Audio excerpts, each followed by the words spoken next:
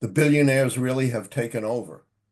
No question. You got someone, I don't know how rich Elon Musk is, but north of 100 billion, maybe 200 billion, can do anything he wants and has no interest whatsoever in a free and fair election, only has an interest in tilting the political system to help his own business interests, his own ego. Professor Lichtman, let me take you back to the run up to the election. So we're looking at Monday. Say, was that a kind of busy day? You're on tenterhooks what the result might be? I've been doing this for over 40 years. Every 4 years, I have butterflies in my stomach. This year, I had crows in my stomach.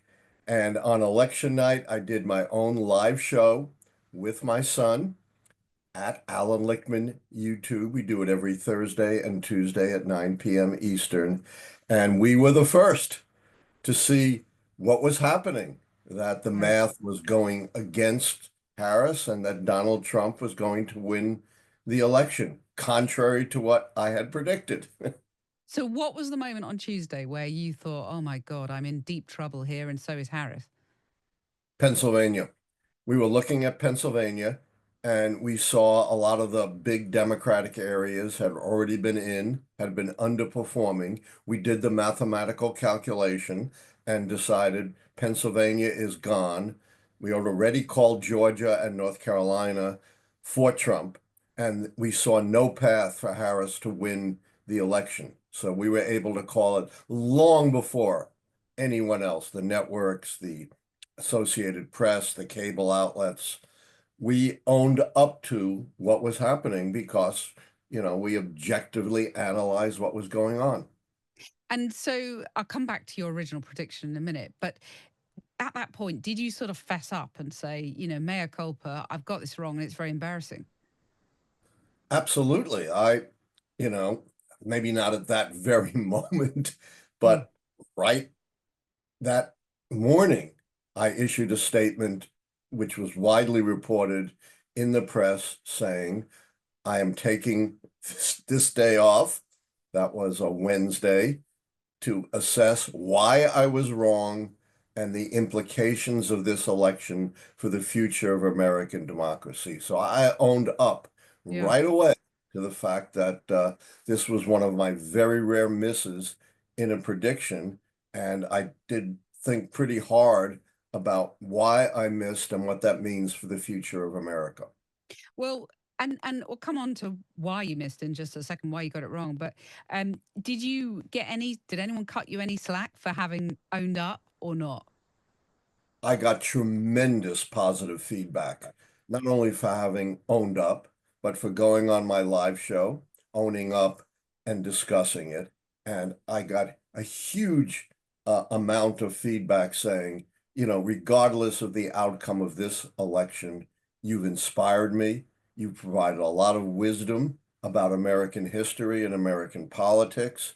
And the Keys still have a good track record and are still a sound basis for understanding American history and understanding American presidential politics, in contrast to all the poll-driven uh, prediction models, a lot of which, were at least slightly tilting towards Harris, but they don't teach you anything. Polls are right or wrong, end of story, see you in 4 more years. Keys still teach a lot. I've had students say, I've inspired them to pursue careers in history and political science. And that warms my heart more than anything else. But I'm still getting, unfortunately, more hate than I've ever seen before. Things that are vulgar, scurrilous, violent, threatening. We have the police on alert. We have the FBI on alert to protect my Mm. family. So really, really nasty stuff that leaves you in fear of your life and your family's life. Absolutely. It's really sad that it's come to this. All I do is predict elections. Why should Right. I be the target of violence? Well, I mean, that is horrendous, and I'm sorry that that has happened to you. Let's just go back then to why you think you got it wrong. What was not firing on all cylinders for you? Yes. I've always said I could be wrong. I'm a human being. I'm not psychic Gene Dixon with a crystal ball. I'm not Speaker Mike Johnson who thinks the Almighty speaks to him.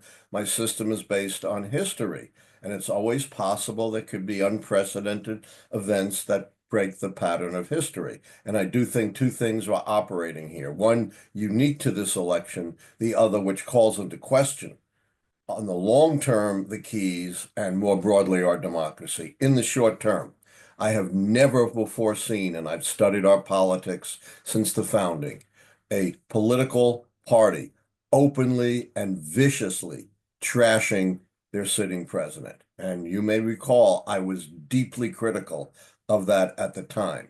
And I think that had the effect, outside the keys, of tainting any Democratic nominee. If the party is so divided, why should we support it, particularly the vice president? And then I think it may have compromised the contest key. We had another unprecedented situation, a candidate being nominated who, in the primary era since the 1970s, did not go through the primaries. I called it as best I could because, 99% of the delegates united behind Harris, but that unprecedented situation may have implicated that call. More broadly, I think what happened this year was the explosion of a number of trends that have been present in the recent and deep American past that tainted this election. First, disinformation. We've always had disinformation, but we've never had it to the degree we've seen this time, not just from Trump and his allies, but from the billionaires who are backing his candidacy. Elon Elon Musk Musk and people. controls X, controls Twitter, 2 billion views on his misinformation. We've never seen anything like that. Finally, I think we saw the culmination of three trends that run deeply in American history that exploded here. Xenophobia, nothing new. The first anti-immigrant legislation was 1798.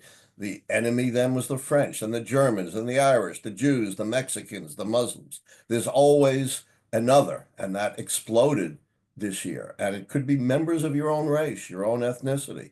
And of course, racism is deeply imbued in American history, as is misogyny. So we saw all of these factors exploding to create an entirely unique situation in 2024, which calls into question the basic premise of the keys and the basic premise of our democracy, that Mm. voters make informed, rational, pragmatic decisions about whether the White House party has governed well enough to get 4 more years or should be booted out.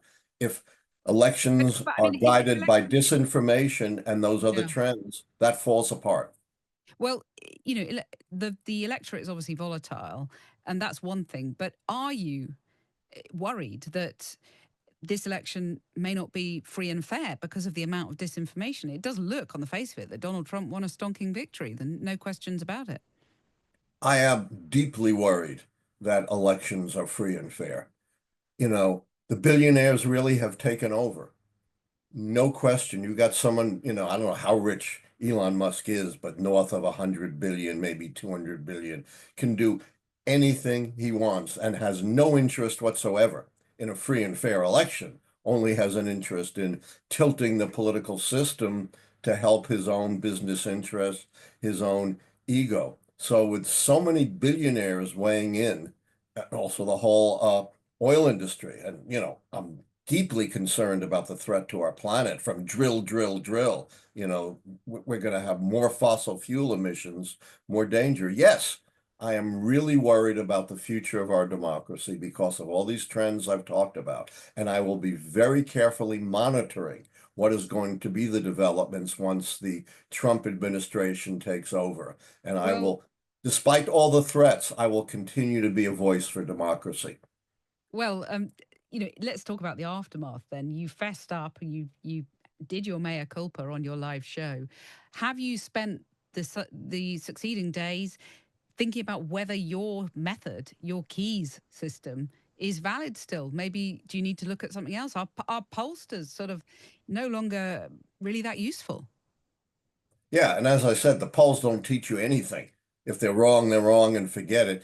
Even being wrong on the keys, I've still gotten a tremendous amount of feedback saying the keys are still a very important template to test our democracy, and they still teach us a great deal about our history and our politics. So obviously, I'm not going to make a snap judgment. There's a long way to go. to 2028, and I'll be 81 Mm. at the time. Well, it So, sounds I like, may not even be active predictor, but I will be watching everything that's going on and I will continue to speak out, and the threats will not deter me.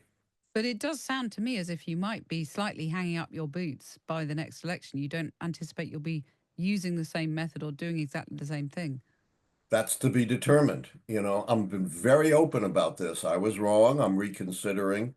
But at this point, 4 years ahead of time, I am making no snap judgments whether I'll be using the same keys, a slightly modified version, or I'll decide that, our democracy has been so compromised that no prediction system is valid. So it really has. The last few days have made you question your whole raison d'etre, really.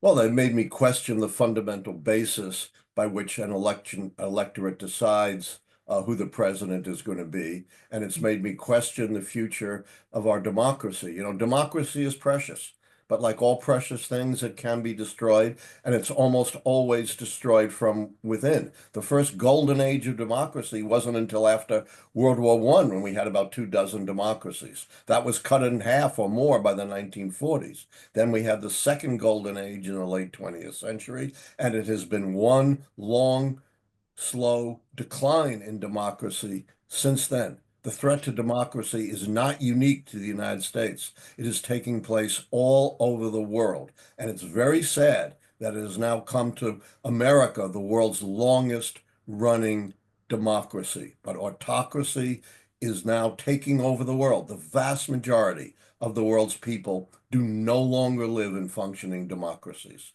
Well, I'm sure some people listen to you will say, "Well, this is the consequence of disinformation, and it is now skewing our elections. It doesn't need to be Russia interfering with the elections. We're doing it all by ourselves." But there may be others who listen to you and say, "You know what? It's sour grapes. Donald Trump won. Own it." Donald Trump won, but we do not have close to the implication. Remember, this is a guy who demonizes his opponents as vermin, said he's going to use the military against U.S. citizens, threatened to jail his political opponents. His model is Viktor Orban, the authoritarian in Hungary. He's embraced him. What has Viktor Orban done? Snuffed out his political opposition, snuffed out the free press. He said he'll be dictator on day one to drill, drill, drill. Never mind the threat to the planet, but drilling doesn't take place in a day. It takes place over months and years. And no dictator in the history of the world who's been a dictator on day one has ever voluntarily relinquished power. But what is, I think, most dangerous is these billionaires who now so heavily control American politics and have zero interest in anything but their own interests, Mm. not in free and fair elections. Now, I'm not saying any of this is going to come to pass, but the way dictatorships take hold from within is when people don't take seriously and dismiss what would-be authoritarians have to say and promise. You've got to take this very seriously. It may not come to pass, but we can't just dismiss it. Professor Lichtman, thank you very much for joining us. Thank you. My pleasure. Bye-bye.